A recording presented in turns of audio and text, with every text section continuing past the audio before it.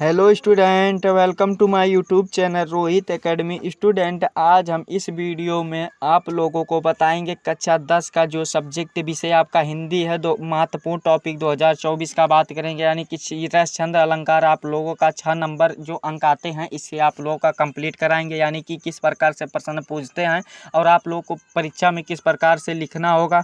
चलिए बिना देरी किए हुए शुरू करते हैं। 6 नंबर आप लोगों का कंप्लीट पक्का एकदम से करा देंगे। चलिए बिना देरी किए हुए शुरू करते हैं। पहला क्वेश्चन जो पूछेगा आप लोगों को परीक्षाओं में, वीर रस या करुण रस की परिभाषा सहित उदाहरण दीजिए। ठीक, और फिर उदाहरण सहित उदाहरण दीजिए। ठीक, दूसरा जो पूछेगा चौपाई छंद, यानी कि चौपाई छंद दोहा छंद की परिभाषा सहित उदाहरण दीजिए। तीसरा क्वेश्चन पूछेगा अनुप्रास अलंकार और यमक अलंकार की परिभाषा सहित उदाहरण दीजिए। यानी कि एग्जाम्पल सभी का पूछेगा और 2-2 नंबर का आपका एक क्वेश्चन रहेगा। यानी कि आपका टोटल जो हो जाएगा 6 नंबर हो जाएगा। ये 2 नंबर ये रहेगा, 2 नंबर रस रहेगा, छंद रहेगा, अलंकार 2-2 नंबर का, 6 नंबर आप लोगों का नंबर पक्का कराएंगे। चलिए बिना देरी के शुरू करते हैं। आप लोगों को एक एक बता देते हैं। सर्वप्रथम बताते हैं वीर रस की परिभाषा और उदाहरण। तो यहाँ पर देखिए वीर रस जो पहला नंबर पे आता है, वीर रस देखिए ये परीक्षाओं में कितने बार पूछा गया है। 2013 में भी पूछा गया था, 14 में पूछा गया, 15, 16, 17, 18, 19, 20 और 21 में आप लोग का पेपर नहीं होता, लॉकडाउन था, और 22, 23 यानी कि लगातार ये पूछा जाता है। देखिए पहला जो है, यानी कि पहला इसका जो मतलब लक्षण होता है, लक्षण में क्या लिखा है, युद्ध अथवा किसी कठिन कार्य को करने के लिए हृदय में जो उत्साह जागृत होता है उसे वीर रस की निष्पत्ति होती है। इतना ही लिखना है आप लोगों को पेपर में भी। यानी कि युद्ध अथवा किसी कठिन कार्य को करने के लिए हृदय में जो उत्साह जागृत होती है, यानी कि जो उत्साह उत्पन्न होती है उसे वीर रस की निष्पत्ति होती है। ये हो गया वीर रस की परिभाषा हो गया। और चलिए इसका एग्जाम्पल यानी कि उदाहरण भी बता देते हैं आप लोगों को। और जो इसका एग्जाम्पल होगा, एग्जाम्पल भी देख लीजिए। एग्जाम्पल जो उदाहरण होगा कि सजी सजी तरंग मैन अंग में उमंग धीरे सरजा शिवाजी जंग जीतन चालत है।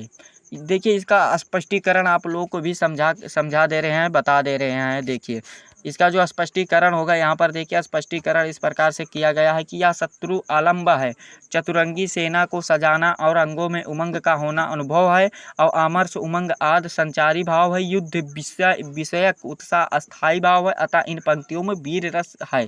ठीक, ये पंक्ति हो गया हमारा। ये एग्जाम्पल देख लीजिए एक बार और इसका परिभाषा एक बार देखिए। ये वीर रस हमारा होता है क्या, कंप्लीट होता है। और अगला हमारा क्या क्वेश्चन पूछा था, इसमें करुण रस पूछा था। देखिए करुण रस पूछा था ना, वीर रस और करुण रस की परिभाषा बताना था। करुण रस की परिभाषा देखिए ये भी लगातार पूछा गया है, 2013 से लेकर के 23 तक पूछा गया है। ठीक, यानी कि 10 सालों से 9-10 सालों से लगातार पूछा जाता है। देखिए करुण रस का परिभाषा क्या होगा, करुण रस का परिभाषा क्या होगा, लक्षण में लिखेगा कि बंधु विनाश, बंध वियोग, द्रव्यनाश और प्रेमी के सदैव के लिए बिछुड़ जाने के कारण करुण रस उत्पन्न होता है।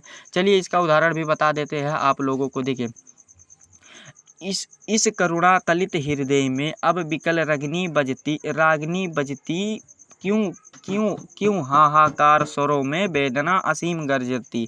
तो इसका स्पष्टीकरण बता देते हैं। इसका स्पष्टीकरण होगा कि इस पंक्ति में प्रिया की मृत्यु होना और तथा उसके उत्पन्न शोक अस्थायी भाव है, और प्रिया की मृत्यु आलम्ब है, और प्रिया की याद आना उद्दीपन विभाव है, हृदय में हाहाकार मचना अनुभव है, और स्मृति में उसके परिणाम स्वरूप उत्पन्न शोक संचारी भाव है, और इस प्रकार इस पंक्तियों में करुण रस का परिपाक हुआ है। ठीक, ये हो गया हमारा करुण रस।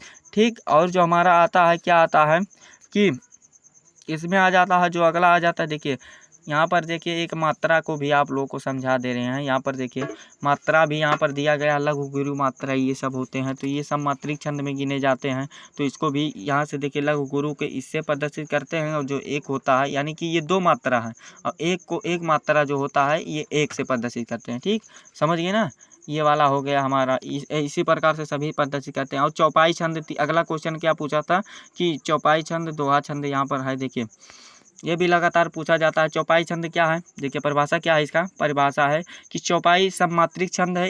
इसमें छंद छंद पूछा था ना कि चौपाई छंद और दोहा छंद की परिभाषा उदाहरण बताइए। तो देखिए चौपाई छंद में परिभाषा, लक्षण मत लिखिएगा, परिभाषा लिख दीजिएगा इसके जवाब कि चौपाई सममात्रिक छंद है। इसमें 4 चरण होते हैं और प्रत्येक चरण में 16 मात्राएं होती, अंत में गुरु होता है। ठीक, उदाहरण क्या है कि निरखिक सिद्ध साधक अनुरागे असहज स्नेह सहारुण आगे। देखिए इसमें जो होता है 16 मात्राएं हैं और इस प्रकार से आप लोगों का चौपाई छंद होगा। ठीक, और जो हमारा अगला है देखिए दोहा छंद जो है, दोहा वाला है कि ये भी लगातार आप लोग को परीक्षा में पूछा जाता है। इसका परिभाषा क्या है कि परिभाषा है कि यह अर्ध सममात्रिक छंद है। इसमें 4 चरण होते हैं। इसके पहले और तीसरे चरण में 13 मात्राएं होती है, दूसरे और चौथे चरण में 11 मात्राएं होती है तथा सम चरणों में अंत में गुरु लघु होना चाहिए।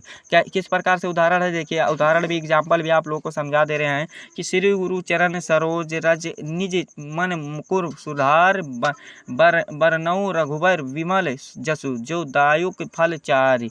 ये हमारा हो गया वो क्या, ये हमारा था दोहा छंद था। ठीक, और अनुप्रास अलंकार भी पूछा था। 2 नंबर में अलंकार भी पूछा जाता है कि अनुप्रास अलंकार और यमक अलंकार की परिभाषा उदाहरण बताइए। तो देखिए ये भी लगातार पूछा जाता है, सभी जितने हैं ना लगातार पूछे जाते हैं। देखिए पहला क्या है, इसका परिभाषा में लिखिएगा, लक्षण मत लिखिएगा। ठीक, परिभाषा लिख दीजिएगा कि वर्णों की आवृत्ति को अनुप्रास अलंकार कहते हैं, अर्थात जहाँ समान वर्णों को बार बार आवृत्ति होती है वहाँ अनुप्रास अलंकार होता है। कैसे, चलिए बता देते हैं कि तरान तरान तरान तनुजा तट तमाल तरुवर बाहु छाए रघुपत। देखिए ये हो गया। और जो दूसरा है हमारा एग्जाम्पल कि रघुपत राघो राजा राम। ठीक है, रघुपत राजो राजा राम, यानी कि इन उदाहरणों को मतलब अंतर्गत में ता तथा द्वितीय उदाहरण में रा वर्ण बार बार आवृत्ति हुई है, अनुप्रास अलंकार है। ठीक, यह अनुप्रास अलंकार छोटा सा है, देखिए यही परिभाषा है बस, वर्णों की आवृत्ति को अनुप्रास अलंकार कहते हैं। ठीक, फिर अगला हमारा क्या है, यमक अलंकार है। क्या है, यमक अलंकार। यमक अलंकार भी देखिए क्या है, यमक अलंकार के परिभाषा में लिखा है यमक का अर्थ होता है युग्म या जोड़ा। इस प्रकार जहाँ एक शब्द समूह का एक से अधिक प्रयोग हो किंतु उसका अर्थ प्रत्येक बार भिन्न हो वहाँ यमक अलंकार होता है। उदाहरण भी देखिए कि उदाहरण भी दिखा दे रहे हैं आप लोगों को, पक्षी पर छीने ऐसे परे कि छीने वीर तेरी बरछी ने बर छीने है खलन के। यानी कि उपयुक्त उदाहरण में छीने शब्द जो है, छीने को बर छीने के 2 भिन्न अर्थ है। यानी कि एक का होता है पंख और दूसरे पंख काटे और दूसरे का जो अर्थ होता है छड़ किए, यानी कि छीड़ किए, यानी कि और बड़ छीड़ शत्रु या हाथ पैर काटे सैनिक और बरछी नामक हथियार है, अतः यह यमक अलंकार है। ठीक, समझ गए ना, ये हमारा हो गया एग्जाम्पल हो गया। देखिए ये हमारा एग्जाम्पल हो गया। इस प्रकार से आप लोगों को यहाँ पर 6 नंबर कंप्लीट करा दें, यानी कि रसचंद अलंकार को समझा करके और बता दिए हैं। आप लोगों को वीडियो कैसा लगा कमेंट करके ज़रूर बताएं। अगर आप हमारे चैनल पर नए हैं तो चैनल को सब्सक्राइब कर दीजिएगा और बेल आइकन को भी दबा दीजिएगा और इस वीडियो को सभी स्टूडेंट के पास शेयर जरूर कीजिएगा। चलिए मिलते हैं अगले वीडियो में, तब तक के लिए जय हिंद, जय भारत, वंदे मातरम।